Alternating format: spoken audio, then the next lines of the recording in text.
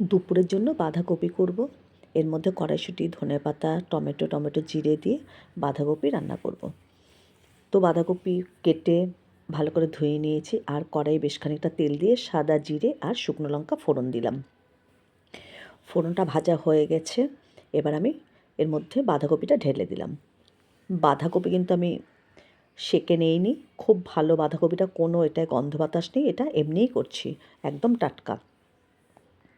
এর মধ্যে আমি আলু আর টমেটো একসাথে দিয়ে দিলাম। আলুটা আগে ভেজে নিইনি, কেননা দেরি হবে বলে খুব তাড়াতাড়ি করে রান্না করছি। এর মধ্যে একসাথে দিয়ে দিয়েছি আলু, টমেটো, আর এর মধ্যে দুটো কাঁচা লঙ্কা দিয়ে দেবো, নুন চিনি পরিমাণ মতন দিয়ে ভালো করে নাড়িয়ে, পরিমাণ মতন হলুদও দিয়ে দিলাম। ভালো করে এবার নাড়িয়ে চাড়িয়ে কিছুক্ষণ ঢেকে রেখে দেবো। তারপরে এর মধ্যে আদা বাটা আর জিরে বাটা দিয়ে দেবো, আর কিন্তু কিছু দেবো না, আর কড়াইশুঁটি দেবো, আর নামানোর সময় ধনেপাতা। শীতের বাঁধাকপি যেভাবেই রাঁধো না কেন খেতে কিন্তু খুবই ভালো লাগে।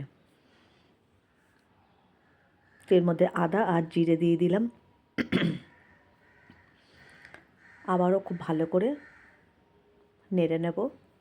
যতক্ষণ না জল শুকিয়ে আসছে বাঁধাকপি, ততক্ষণ পর্যন্ত কিন্তু বাঁধাকপি কিন্তু খুব ভালো করে রান্না করতে হয়, জলটা যেন একদমই না থাকে গায়ে। আর আমি কিন্তু কোনো জল দিইনি, দেখো বাঁধাকপি দিয়েই কিন্তু জলটা বেরিয়েছে, এই জলেই পুরো সিদ্ধ হয়ে যাবে। আর পুরো রান্নাটা কিন্তু আমি একদম ঢেকে ঢেকে করব। এর মধ্যে দেখো অনেকটাই কিন্তু আমি কড়াইশুঁটি দিয়ে দিয়েছি। নতুন আলু দিয়ে বাঁধাকপি আর কড়াইশুঁটি দিয়ে দারুণ লাগে খেতে। দেখো এখনও কিন্তু কিছুই হয়নি, এখনও অনেকক্ষণ বাঁধাকপি কষিয়ে নেব। এবার একটু ওপর থেকে আমি চিনি দিয়ে দিলাম।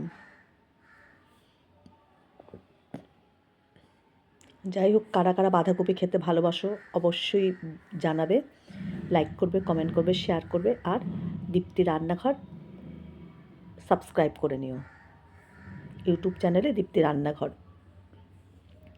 দেখো বাঁধাকপি কিন্তু প্রায় হয়ে এসেছে, আর একটু হলেই বাঁধাকপিটা নামিয়ে দেবো। এই যে বাঁধাকপি একদম রেডি।